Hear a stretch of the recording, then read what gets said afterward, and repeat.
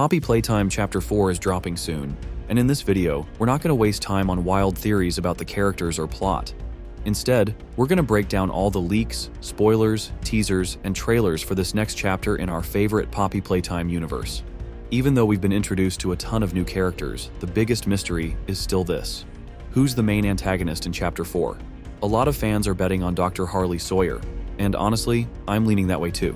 But there hasn't been any official confirmation yet. Let's kick off our Chapter 4 analysis by diving into the new characters, or monsters, if that's more your vibe. First up, we've got the Nightmare Critters, who were revealed over 3 months ago. These guys are probably the most controversial addition to this chapter. Technically, they're like the edgy counterparts to the Smiling Critters, but in a way, they still feel like a rehash of the originals. The Nightmare Critters lineup includes Baba Chops, Icky Licky, Raby Baby, Alistair Gator, Simon Smoke, Poe, Tui, and Maggie Mako. Based on their descriptions and their less than stellar personality traits, it's pretty clear they're aimed at a teenage audience. When these characters were first revealed, fans had mixed reactions. Some people absolutely loved the idea of Nightmare Critters. Comments like, "I actually think they're a really creative idea. A lot of popular toy lines have teen offshoots that are usually gross and edgy." Or, "I'm fine with it actually. I like how we have the Smiling Critters for little kids and Nightmare Critters for older kids. We saw cartoons back in the day have the opposite personalities, so it makes sense. It's interesting we haven't heard about them till now, but it looks like we're heading into the lab areas." So, I'm curious where this chapter is going. Popped up everywhere. But not everyone was on board. A big chunk of the fandom felt like the Nightmare Critters were a bad move, especially considering how the Smiling Critters didn't exactly work out the first time. To them, it just feels like the same idea, repackaged as edgy. We've also got official confirmation that none of the Nightmare Critters will play a major role in the story. Instead, they'll just show up as enemies, similar to the critters we had to fend off in Chapter 3. Their gameplay purpose and mechanics will be pretty much identical to what we've already seen. An interesting detail though, none of the Nightmare Critters will have upgraded versions like Dog Day or Catnap from Chapter 3. So, while they're a fresh addition, they won't bring any major twists to the table. Now that we've covered the new critters, let's talk about what might just be the main antagonist of Poppy Playtime Chapter 4, Yarnaby. This monster is a wild mix of a lion and some kind of plush toy. Technically, he's a lion, but the crazy part is his fur, or rather, the colorful bundles of yarn covering his body. It's definitely a unique design. Yarnaby's standout feature? His ability to open his mouth a full 180 degrees, revealing multiple rows of terrifying razor-sharp teeth. Yarnaby himself is actually Experiment 1166, a former orphan we first learned about back in Chapter 3. Before being turned into one of Playtime Co.'s monsters, this poor kid was one of the brightest children around. His skills genuinely impressed a lot of the employees at Playtime Co. But after a series of experiments that ultimately created Yarnaby, he turned out to be a major failure. Why? Because Yarnaby is, well, kind of an idiot. Interestingly, he was developed under the full supervision of Dr. Harley Sawyer, someone we're already familiar with. According to Sawyer's own reports, Yarnaby was such a disappointment that the doctor eventually decided to isolate him. This left Yarnaby in a pretty lonely situation. His only connection was with Dr. Sawyer, who essentially became Yarnaby's entire world. Sawyer was the only person Yarnaby could trust or even understand, but honestly, this is just a surface-level take on their relationship and Yarnaby's interactions with the other Playtime cover staff. I'm keeping it brief so the video doesn't drag on, but trust me, there's a lot of hidden details here. I'll dive deeper into all of it in future videos. For now, we don't have a solid idea of Yarnaby's actual role in Chapter 4. Remember earlier when I said he might be the main antagonist? Well, there's also a theory that Yarnaby was never intended to be the big bad of this chapter. Outside of a couple of posts mentioning him, there's been no concrete hint that he's going to be the key monster in Chapter 4. This actually starts making way more sense when we think about another new monster that's got all the Poppy Playtime fans hyped right now, Dr. Harley Sawyer. He's the guy behind all the experiments at Playtime Co., which is pretty insane when you think about it.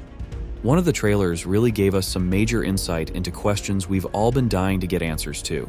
But before we dive into that, let me show you the very first time this character got mentioned in the Poppy Playtime universe. My name is Harley Sawyer. I'm called the Doctor. When I look at this company we've built, I do not feel proud. declining profits, failed experiments. People are constantly seeing things they shouldn't. How is that anything less than complete failure on our part? It's pathetic. Now we're understaffed, safety protocols are being abandoned, workplace incidents are common. We can't avoid a lawsuit forever. We need to deal with all of these issues at once. I'm here now with a solution. The Bigger Bodies Initiative. Giant toys. We can increase our workforce and simultaneously decrease the number of lawsuits and people on our payroll if the people we have working aren't people. Put me in charge of it, and I will save this company. Right now, Dr. Harley Sawyer pretty much is Playtime Co. His mind's been uploaded into the Playtime security system, and his body, fully mechanical. This basically makes him immortal, and the only way to take him out seems to be straight up destroying Playtime Co. completely. With that in mind, it's clear that Dr. Harley Sawyer has total control over everything happening on Playtime Co. property. He's got access to anything with a computer code, which means I'm 100% sure he knows about every single move we make while we're there. Like I said before, we're literally walking around inside his body. On top of that, Dr. Harley Sawyer's got a massive server network directly tied not just to him, but to the player too. The moment we stepped into the building, it kicked off a chain of events that's led us to where we are now. And right at the center of all this madness, Dr. Harley Sawyer. He's looking more and more like the ultimate villain in Poppy Playtime. All the other monsters we've seen in past chapters, they're just his puppets. Honestly, the chances of him being the main antagonist in Chapter 4 are through the roof. And now we've got one last monster to talk about, one we found out about way earlier than Mob Entertainment probably planned, Pianosaurus. Some fans managed to decode an ARG image and came up with a rough sketch of what Pianosaurus looks like, basically leaking info that wasn't supposed to drop yet. After that, Mob pretty much had no choice but to confirm the fan theories. There's not a ton we know about this guy so far, other than the fact that he's a dinosaur with a bunch of piano keys on him and can play different melodies. Honestly, I'm not really sold on the idea that Pianosaurus is going to play a major role in Chapter 4. Most likely, he'll end up being a side character, kind of like Miss Delight was in Chapter 3. So, what's your take? Who do you think is going to be the main antagonist in the new chapter? To be honest, I originally planned to talk not just about the monsters, but also about the new locations. The prison, for example, is such a unique setting that holds a ton of secrets, and Mob has definitely hidden some details and clues in the teasers and trailers.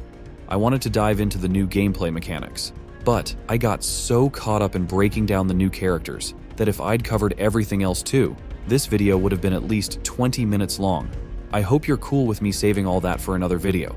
Hope you enjoyed this slightly new format for the channel. See you later.